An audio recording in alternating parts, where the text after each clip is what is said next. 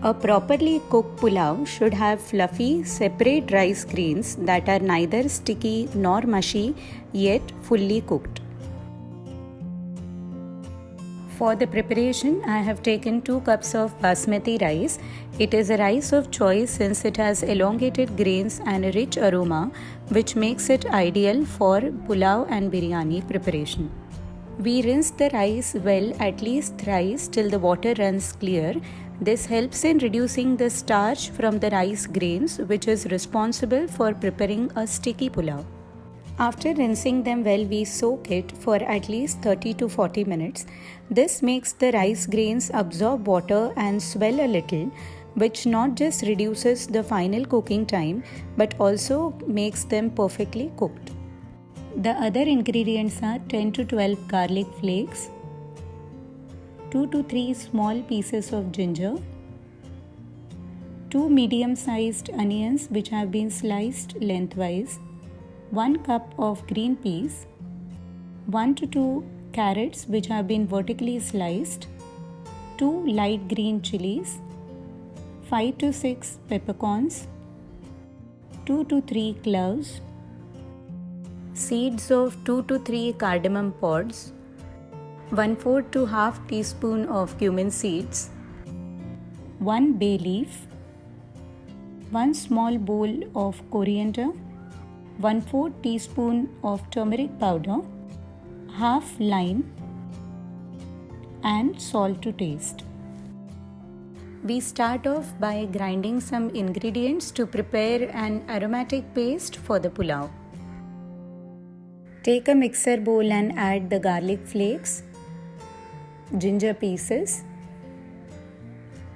green chilies. I have cut them into pieces so that grinding is easier, cumin seeds, cardamom seeds, peppercorns, cloves, coriander, and little water to achieve a homogeneous paste. After grinding, the mixture will look like this. We begin by adding 4 to 5 teaspoons of oil to a pressure pan. Next, add bay leaf. When it starts to sizzle, add finely sliced onions. Saute them well.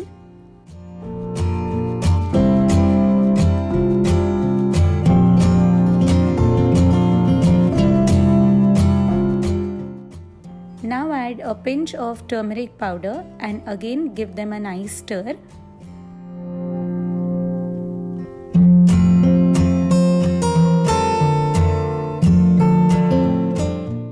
Add a splash of water if you feel that the onions are sticking to the bottom of the pan.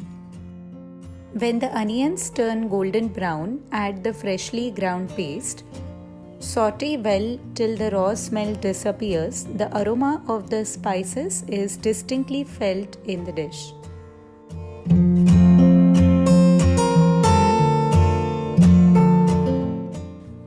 Next, go in the vegetables.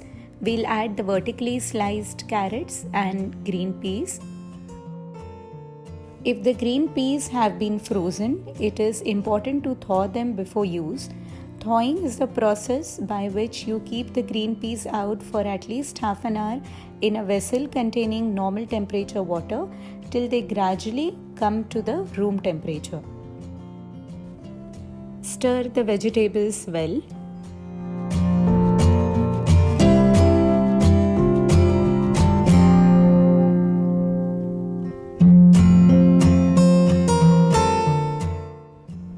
Now add lime juice of half lime. Sprinkling lime juice helps in keeping the rice grains separate while cooking. We will next add the rice grains to the pan. We have to ensure that the water is drained off completely before adding it. After adding rice, saute it gently so that it is well coated with the spices, at the same time taking care not to break the rice grains.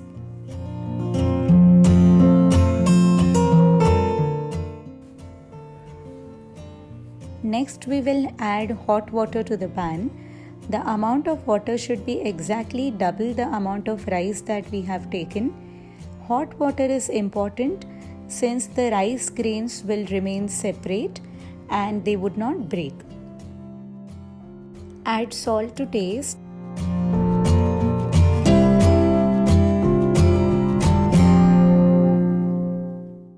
Stir lightly, at the same time ensuring that there is nothing sticking to the bottom of the pan. Now cover the pan with a lid and add the whistle to it. Keep it on high flame till you get one whistle and then sim it for 5 to 6 minutes. Turn off the gas and allow it to stand for 5 to 10 minutes before opening the lid.